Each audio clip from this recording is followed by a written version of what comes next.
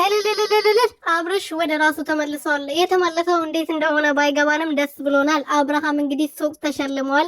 ከዚህ በፊት እንትን ለጋሺ ቤት የገዛበት ሪል ስቴት ነው የሆነ ቤት መሸጫ ነውና እሱ በተደጋጋሚ ደንበኛቸው ስለነበረ 500 ሺህ አስመልክቶ በዛውም እዛ አክብሮለት እነ ፈረንጆ ሁላቸውም ሩትዬ ልዕልቷ ንግስቷ ተገኝታ እንግዲህ 500 ሺህ ተከብሮለታል። በዛውም አጋጣሚ ሱቅ ተሸልመዋል ማለት ነው። እንኳን ደስ አለ ወንድማችን ወደ ራስ ስለተመለክ ሳቀን ስላየን ደግሞ ደስ ብሎናል። እንደዛ ፍትክስ ብለ ስላልመጣ ከ500 ሺህ ላይ ደስ ብሎኛል። ግን ለምን እንዴት እንደዳንክ ማወቅ እንፈልጋለን፣ መልስ እንፈልጋለን። ብዙዎቻችን መልስ እየጠበቅን ነው። ዝም ብሎ ድኖ ሲመጣ አንቀበልም። ገባ አይደለ? ብዙ ነገር አስደርጋል፣ ብዙ ነገር አስብላል፣ በማተባችን ቀልዳል።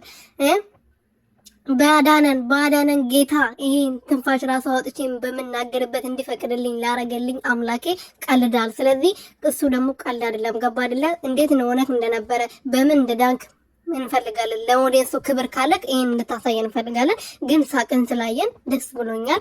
ሰላም ቤተሰቦቼ እንዴት ናችሁልኝ? እኔ በጣም ደህና ነኝ፣ እግዚአብሔር ይመስገን። ሰላማችሁ ብዝት ትርፍርፍ ይበልልኝ። በያላችሁበት ሰላማችሁ ብዝት ይበልልኝ።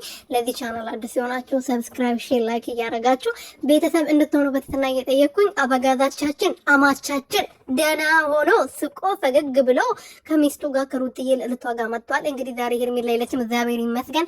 ቪዲዮውን እስከ መጨረሻ እያየሁ ነበር። ትመጣለች አትመጣም እያልኩ ማለት ነው። እቺ ቆርቆሮ የደስታ ለማበላሸት አንደኛ ነችና የሰውን ደስታ ለመበጥበጥ አንደኛ ስለሆነች ተላኪ ስለሆነች ሴጣን ስለሆነች ትመጣለች ብዬ አስቤ ነበረ።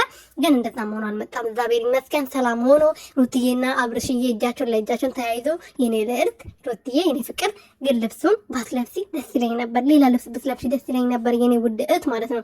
ይሄ ልብስ እንደዚህ ተለብሶ የሚወጣ አይደለም፣ ካንቺ የሚጠበቅ አይደለም። የድሮ አለባበስሽ ናፍቆኛል። ያው ማለት ስለሽ ሰው እያደገ እየኖረ ሲመጣ ይቀይራል። ግን ያው ነው የዛሬ ልብስ በቃ አይሄድም። ገባሽ አይደለ? እኔ ፍቅር ስለምወድሽ ስለማከብርሽ ነው ይሄንን እየተናገርኩትና ሌሎቹ በሌላ ነገር በሌላ መንገድ አትውብኝ። የምንወዳት ሴት ከሆነች ልንነግራት